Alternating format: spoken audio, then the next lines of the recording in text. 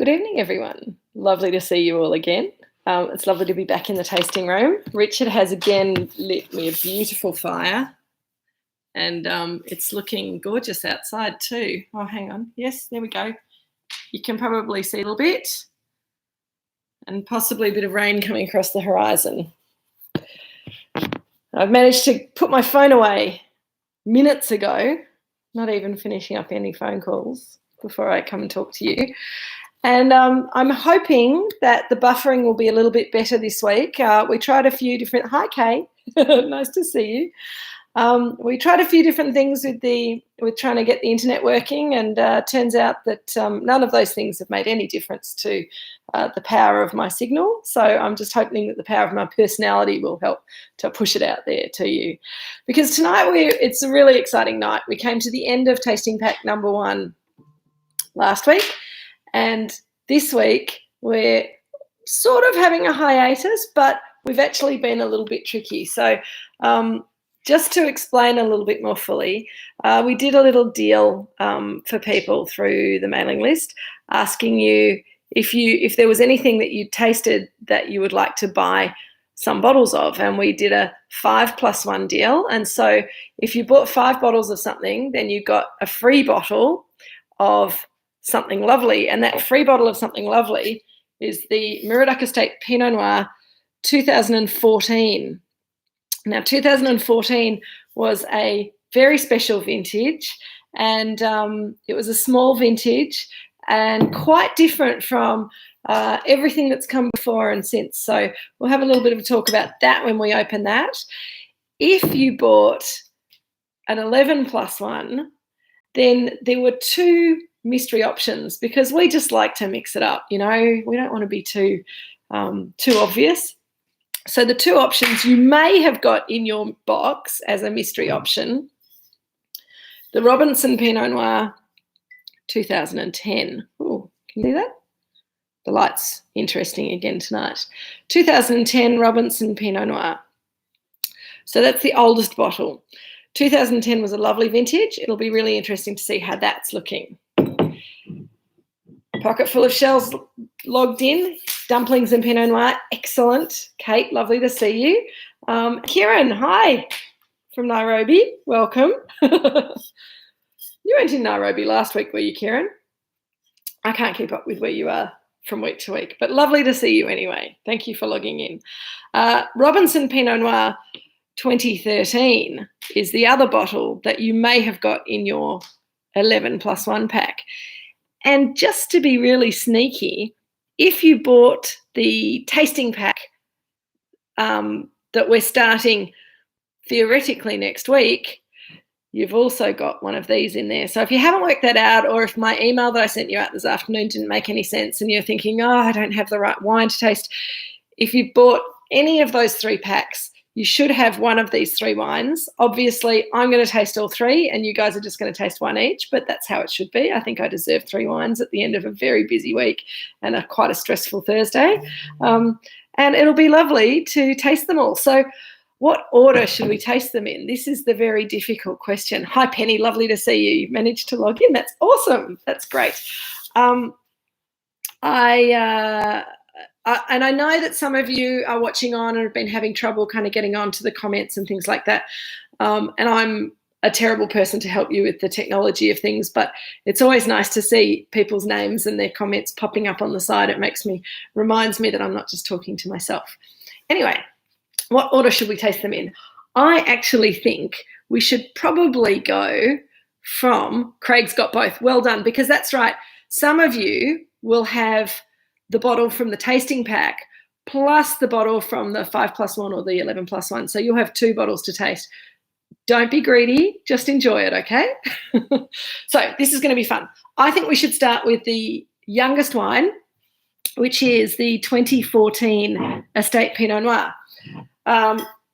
So this Estate Pinot Noir, when we were selling this up until about 1.5 years ago, I think, and 2014, you'll remember, came after 2 really beautiful vintages, 12 and 13. 12 was kind of cool and delicious and made some really beautiful wines.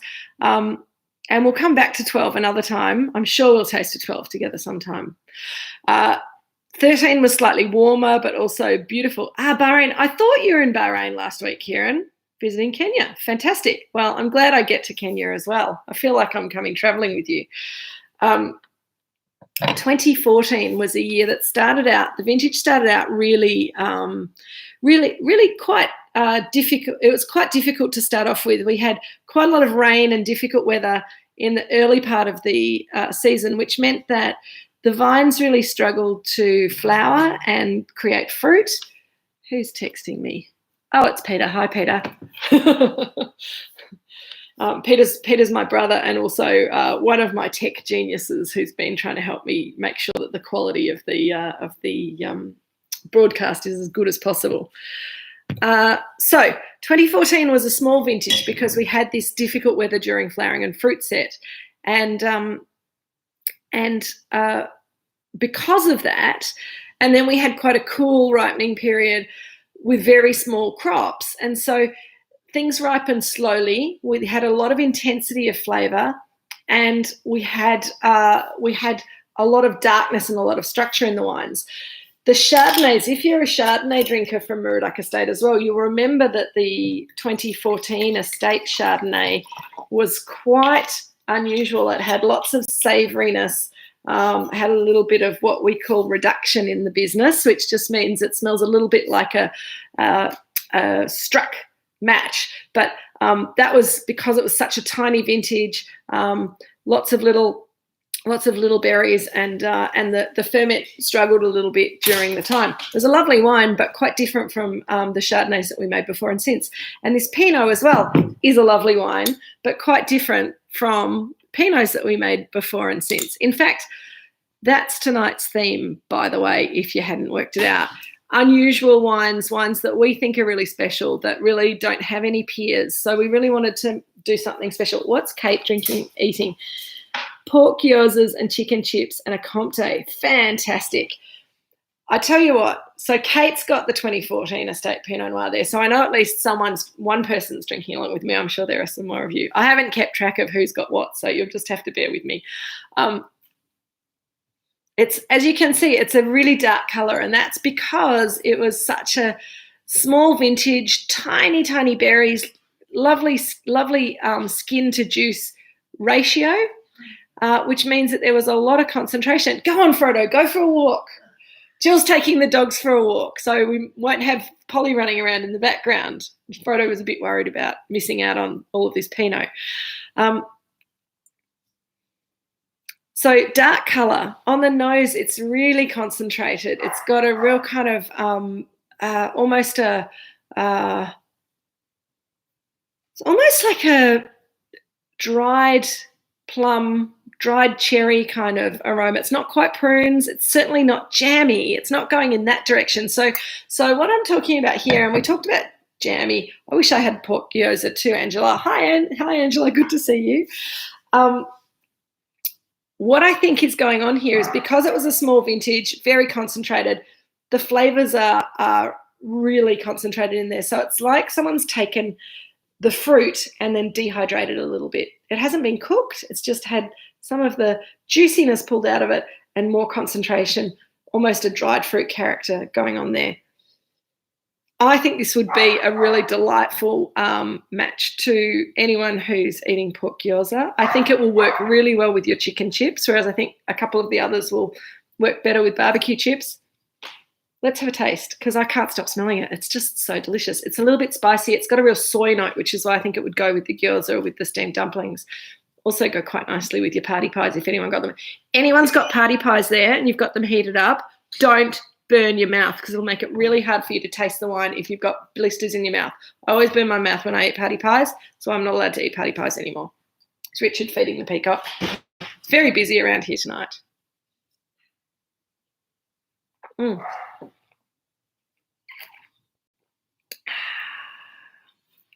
That's delicious, isn't it?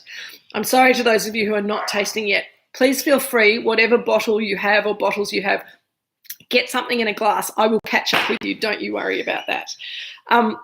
Penny's got both. Do you mean wines, Penny, or do you mean both flavoured chips? It's very intense. It's very concentrated. It's very savoury. It's a wine that doesn't look, so it's 2014, so it's already 6 years old. It looks quite youthful, but it also looks very concentrated and it's ready to go. It's not kind of holding anything back. As Jeff says, delicious savouriness to it. If you've got that and you're thinking about what you're going to have for dinner and you've got a few options, if you've got anything mushroomy, meaty, those kind of flavours are going to go really, really well with that as a meal. And you can feel while I'm talking, I've had it in my mouth, it's gone. Yes, Sarah, this is absolutely the 2014. Cheers, welcome. we were just saying, Sarah, that from 2014, a very concentrated vintage, small crops, really lovely ripening, quite slow, cool ripening period. So you got lots of savouriness, lots of concentration. And as the wine's aged in the bottle, it's developed more savouriness, more concentration. It's lost its bright fruitiness that it had as a young wine. Oh, yeah, Rob, Korean beef dumplings, unreal. Can you bring some over, please? You're just down the road. You stay there. You stay there, relax, enjoy your wine, enjoy your dumplings. I'm very jealous. I never get to eat because I'm too busy talking. But it's got also, a lot of our Pinots have a sort of floral note to it, and this one doesn't have any of that. It's just really savoury, dark fruit. Okay, put that aside for a minute. If anyone's got any other questions or comments about that 14, please feel free to chip in with those. But I'm going to move on to the next wine because I'm aware that we've got 3 wines to talk about. And I reckon you probably get a bit sick of me after about half an hour. Honey soy chicken could work perfectly with that, Sarah. Absolutely. I think a wine like this, because it's got those soy notes and it's got those savoury notes and that slight meatiness, it works really well with those slightly Asian flavours, a little bit of sweet, a little bit of spice, a little bit of soy, a little bit of, and some herbal notes. Or if you want to do like a slow cooked casserole, obviously not tonight unless you've got one already made, because who wants to wait for another 3 hours for dinner? But I think that is looking fabulous. Penny, we're going to move on to the 2 Robinsons right now. Kay, and we're going to have you've got the 17. Awesome. Dumplings. So we have the 2013 Robinson and we have the 2010 Robinson. And I'm going to open the 2010 first, and I'll explain to you why afterwards. So 2010 Robinson Pinot. If anyone's tasting that, give me a hoi hoi. Renee, spag bowl will be perfect with this. Any of these wines, so good with slow cooked meat. Hoi hoi, Craig, excellent. So 2010. 2010 was a beautiful vintage for us on Renee, excellent. 2010 was a beautiful vintage on the Mornington Peninsula. It was, if you think back, 2009 was the year where we had the terrible fires and we had this awful summer that was very, very dry. It was the end of a long drought. It was very dry. We had a couple of outrageous heat spikes. The last one in February resulted in the Black Saturday fires, which caused absolute devastation around the Yarra Valley. We were very, very lucky here on the Mornington Peninsula. We didn't see the fires in 2009, and I'm sitting at a wooden table, touching wood. We've been lucky in all of the recent fire seasons, so we're hoping that we're going to keep that lucky streak going forever. But it gets scary every summer. Back to 2010. 2010, the drought broke. So we had a perfect ripening season. We had rain in winter. The soil was moist. It was the right amount, the right amount of moisture in it. At the beginning of the growing season, we had beautiful, calm, sunny days during flowering and fruit set. We had a gorgeous summer. It was warm but not too hot. It was the ripening was gradual. There was just everything went right in 2010, and everyone on the peninsula was really excited about the vintage. The wines looked great as young wines. One of the things people were a little bit worried about, that because they were quite forward fruit-driven wines as young wines, would they age? So 2010 Robinson Pinot Noir. The other really important thing about this wine is this is the first time we released a Robinson single vineyard Pinot Noir at the single vineyard level. So what I mean is we made a couple of cellar door release only Robinson Pinot Noirs and Chardonnays in 2008 and 2009. We felt that in 2010, the vines were old enough. We understood the vineyard well enough after working with it for a couple of years. We understood how we wanted to run the viticulture, when we wanted to pick the fruit. And in 2010, we felt that the Robinson wine took a step up from being just sort of an experimental wine that we sold just through cellar door and sold in 2008 and 2009 at the same price as the estate wine. We felt that it would take a big step up. So it was up to single vineyard quality. We put the price up. People tasted it and said, yep, that's fair enough. We didn't make a huge amount of it. We made maybe 200 cases of it. And we made a really concerted effort to hold back a good little pile of this wine, because it was the first Robinson Pinot that we really felt was starting to show the true potential of this beautiful vineyard. So I haven't smelled it or tasted it. Does it taste all right? Smells gorgeous. It's got so this wine, so the Robinson vineyard, when we talked a few weeks ago, I think with Richard about the Robinson Pinot, did he do the Pinot or the Chardonnay? I can't remember. Anyway, we tasted the Robinson Pinot sometime in the past, and I talked about how for me the Robinson Pinot always has this beautiful line to it. Craig is saying super smooth, and I totally agree. And that's such a Robinson trait. It's got a smoothness. It's got a satiny kind of a sheen to it that makes it really silky and delicious. On the nose, you still get some of that beautiful red cherry, a little bit of raspberry fruit, even though it's 10 years old. It's still got some lovely fruit expression. It doesn't have the herbal notes or the savouriness or the soy that we see in the estate wine or the McIntyre Pinot, and we will get to the McIntyre Pinot one of these days. You just be patient. But this wine has a purity. It has a floral lift to it. Even as a 10-year-old wine, there's some rose petal notes. It's almost like dried rose petals, a little bit of violet. But that fruit is just gorgeous. And then it's developed this savouriness, but not in a soy way, in sort of a more of a wild mushroom, forest floor, earthy kind of a way, which I think is just so seductive.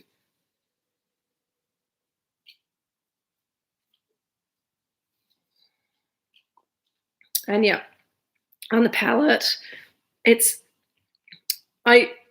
probably any of you who have come to Cellar Door when I've been rubbishing on talking about the Robinson Pinot will have heard this before, so I apologise. But I always think of the Robinson as a beautiful bias cut silk dress. And for those of you who don't know what a bias cut silk dress is, it's a dress, it's a dress that fits the shape of the body. So it's slinky, it kind of just travels, it just slides over the body beautifully. It doesn't have any frills or flounces or ribbony bits or whatever. It's just really sexy, really silky. It's got a line to it that just follows from the front of the palette all the way to the back of the palette, and it's just pure elegance. It doesn't mean that it's lacking in power. It's got that power, but it expresses its power in a really elegant and classy and classic way. It makes me think of classic Hollywood movie stars dressed in beautiful suits and slinky dresses. And I think that wine is looking fabulous. Again, with the food match, that's going to work really well with your dumplings. It's going to work really well with anything with duck in it. It's going to work beautifully with cheese. If you've got your Comte, if you've got your Manchego cheese, you know, a hard cheese that's either sheep or cow's milk cheese, the sort of cheese that has a little bit of a salty crystal in it, which would be delicious. Kate, look, I know I'm a tease. I'm such a tease. There'll be opportunities to get your hands on a bottle or two of these wines in the future. So, you know, this is just all about kind of opening opportunities, giving you sort of other options in the Moorooduc story. And all of these wines started out as being new releases. So it's one of the things that I say, I know not everyone has a great cellar to cellar their wine in, and that's a bit of a tragedy of today's society, that a lot of houses don't have cellars, but you can rent space in commercial spaces like Kennards and that kind of thing. They have temperature controlled cellars if you can't rig something up at your own house. But so it's a lovely thing to buy wine and cellar it and come back to it. It's not always practical, and it's one of the things that we at Moorooduc really want to be able to offer from time to time in small quantities to people who really love our wines. And one of the reasons that we started our wine club at the beginning of this year was to try and engage with people who really love our wines. And for exactly the same reason, these tasting sessions have been so lovely, because it's all of you guys out there who are loving our wines, who are loving having this conversation. I know it's probably been heightened by the fact that we've all been locked in our houses and haven't been allowed to go out to wine bars and restaurants and talk to people. But I think just getting a chance to slowly explore these different wines one at a time, week by week, or three at a time this week. So yeah, we're teasing you a little bit with these wines, but we're having lots of fun with them as well. Craig's just asked, how long do I think a Pinot can last for? And it really depends on the Pinot, who's made it, where they've grown it, how much love and care has gone into the making of the wine. So I will speak at the moment just for these three Pinots. Those of you who have the 2010 in their glass, it is a wine that has good maturity, but it still has a way to go. It's certainly not about to fall off the perch. So that's 10 years old now. I say to people when they buy our wine, these wines, if they're cellared properly, will sell for at least 10 years. But I'm thinking really, and it's very difficult for us to gaze into our crystal ball and tell you, because 10 years ago we were making this wine. I think that the 2018 Robinson Pinot that we're about to release at the end of this month, it's a much better wine than the one that we made in 2010. And it's not because 2010 is not a good wine. It's because we've had another 10 years working with this vineyard. The vines are another 10 years older. We understand it better. And so if this wine's going strong at 10 years of age, I think probably, and depending on how you like to drink your Pinot, if you like your Pinot to be kind of crunchy and fruit-driven and tight and fresh, then yes, drink it younger. If you like it to develop more mellowness and savouriness and layers of flavour and those mushroomy, earthy characters, they'll age 10, 15, maybe 20 years. Who knows? We're just going to have to keep getting back together and tasting them as they age until they're no good anymore. It's the only way. I have a 2013 Robinson Pinot Noir here, which the rest of you, if you haven't had your wine talked about yet, this is the final of the three wines. So again, Robinson Vineyard, from an unusual vintage. Nina, I agree with you with the with Dior. I think structured Dior is very nice, but Robinson Pinot is a slinky little shift dress. Always nice to slip into on a summer's day. And I think that the Robinson doesn't worry about being too flouncy. Let's see how this wine's looking. And this is a very interesting style conversation to get into, because this wine caused a huge ruckus here at Moorooduc when it was made. 2013 was a difficult year.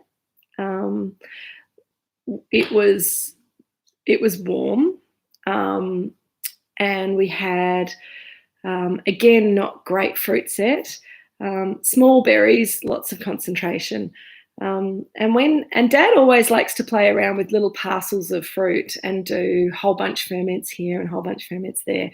And we'd made a decision a while back, or I thought we had, but in the end it turned out that I'd made a decision which Dad hadn't fully agreed on, that Garden Vineyard Pinot would be our whole bunch Pinot, single vineyard. Robinson and McIntyre would be Pinots that were 100% destemmed, because I felt that both of those wines had enough personality on their own and enough structure on their own, and we'd evolved characters in those wines that people expected to see from year to year. So in 2013, Richard did a trial whole bunch ferment with a portion of the Robinson fruit, and he really loved it. And he loved it a lot more than he loved the wine that would traditionally be the Robinson Pinot. And we had a lot of robust discussions about that. And I said, I actually agreed with him that when you did the blend with some whole bunch wine and some destemmed wine together, it made it possibly a more interesting wine. It certainly made a more structured wine. Was it Robinson though, or had it become something different? And my vote was to not use the whole bunch wine. Richard's vote was to use the whole bunch wine.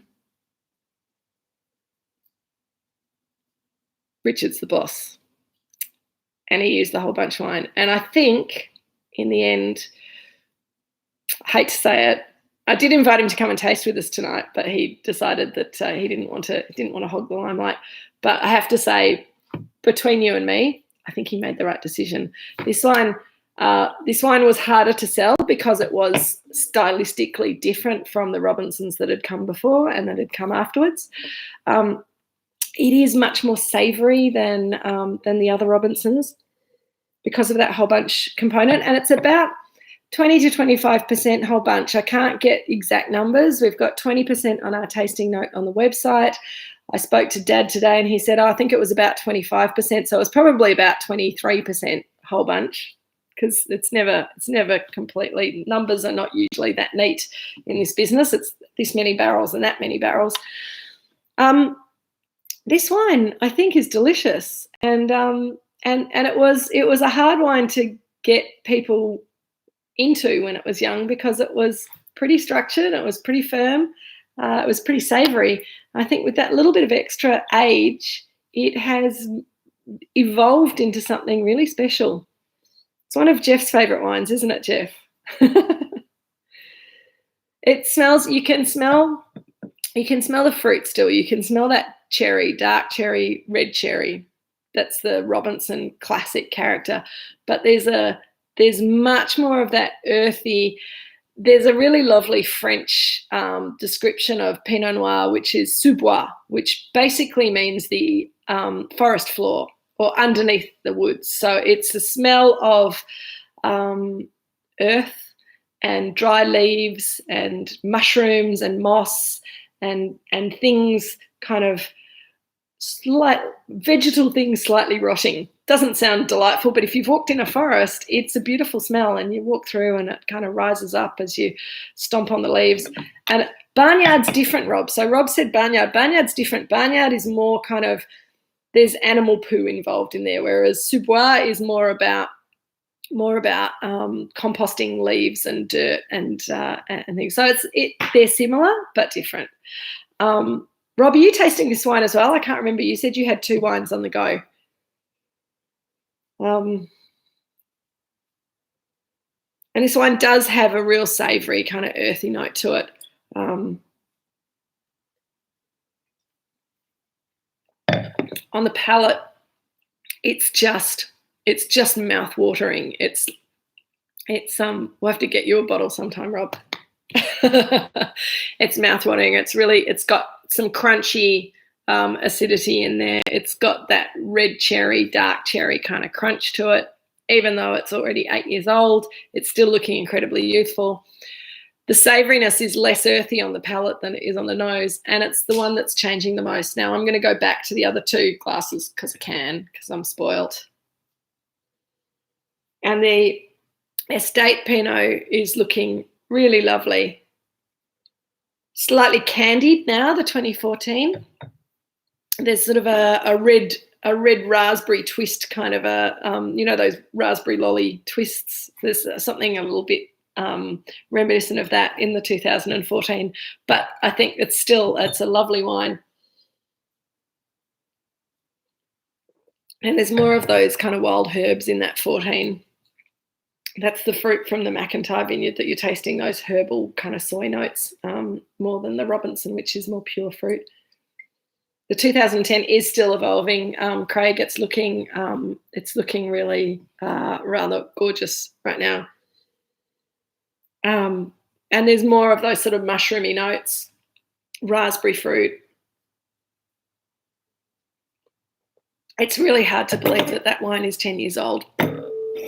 I would, if you've got some of that 2010 in your cellar, I would enjoy that for another 5 years if you can drag it out for that long.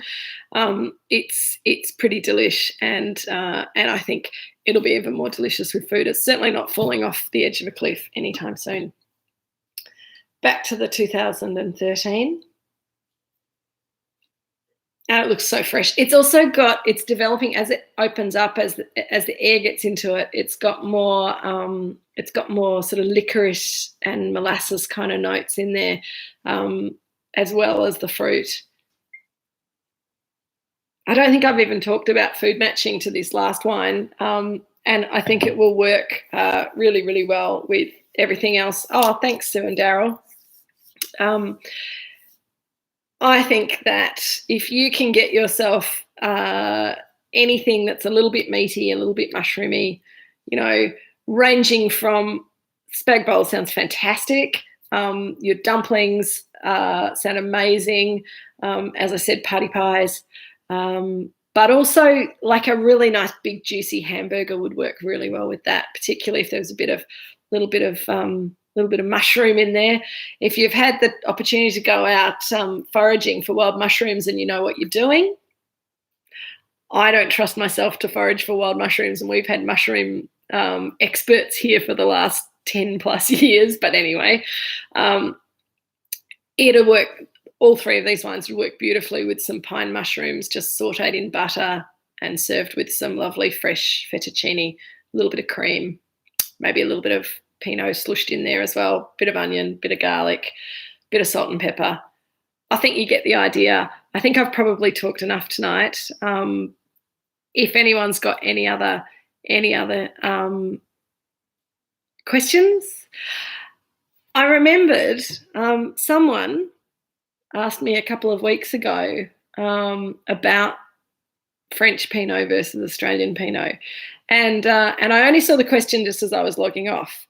And it's a question that we are not going to go into tonight, but I promise, talk to you about that in the next few weeks. Craig, we don't know when cellar doors going to open again. We're trying to find out. Apparently the rules for restaurants and wine bars opening in June don't apply to us. Potentially because people are tasting and spitting out and that kind of thing. So we're still waiting to hear. We're working really closely with with Wine Victoria and Wine Australia and with the government to find out what's going on. But I think we might still be in this format for a little bit longer. That said, I have had some people who've said that they'll still come and taste with me in their pajamas at home, even when lockdown's all finished and cellar doors open again. But it'd be nice to be able to catch up in all areas as well.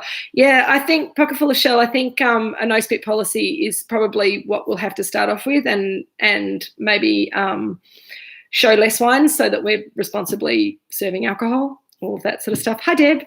Thank you. We're working through it all. James, lovely to see you here again. Thank you for popping in. And Jeff, I'll tell your mum about the jumper later. No, the jumper actually, I'm very lucky. I have a very lovely neighbour, Sue, who has given me a few of her hand-me-downs. So she gave me this jumper. It's very fluffy and it's very warm, and I love it. So I have no idea where it came from, except that it came from Sue. Thanks, Sue. I think probably we might finish up here, let you guys all get on with your relaxing tonight now that you've successfully put your work away and your a glass of wine or two down. have a lovely evening. Oh God, I don't even know. I have no idea what we're tasting next week. I have not even looked at what we're tasting next week. Jeff, do you know? Can you tell me? Quick. Jill's cookbook. Yes, James. I keep asking her. Well, I will get Jill to come and do a tasting with us as well one of these days. She's very shy. She doesn't like talking on the media. Kay, thank you. I'm glad. I'm glad all of you are enjoying this. McIntyre Chardonnay next week. Is that right? This is not the last drinks with Kate Penny. I will send you the details of the next tasting box that we're starting next week. We have actually plundered one of the bottles out of that. We are doing a Chardonnay. I thought we might have been doing something else first, but no, Craig, we're not doing Burgundy versus Moorooduc tasting yet. We're going to continue. I will send you guys all an email about which Chardonnay we're doing next week. But if all else fails, then get that McIntyre Chardonnay in the fridge, and we'll fall back on that. Excellent work, thank you, everyone. Oh, you're also gorgeous. Thank you. Have a lovely night, and enjoy your Pinots, and we'll Chardonnay it up next week. And I will do my very best to get Jill on board for maybe next week. She does like a McIntyre Chardonnay. That might be enough bribery. Cheers, everyone. Thank you so much. Lovely to see you all. Cheers.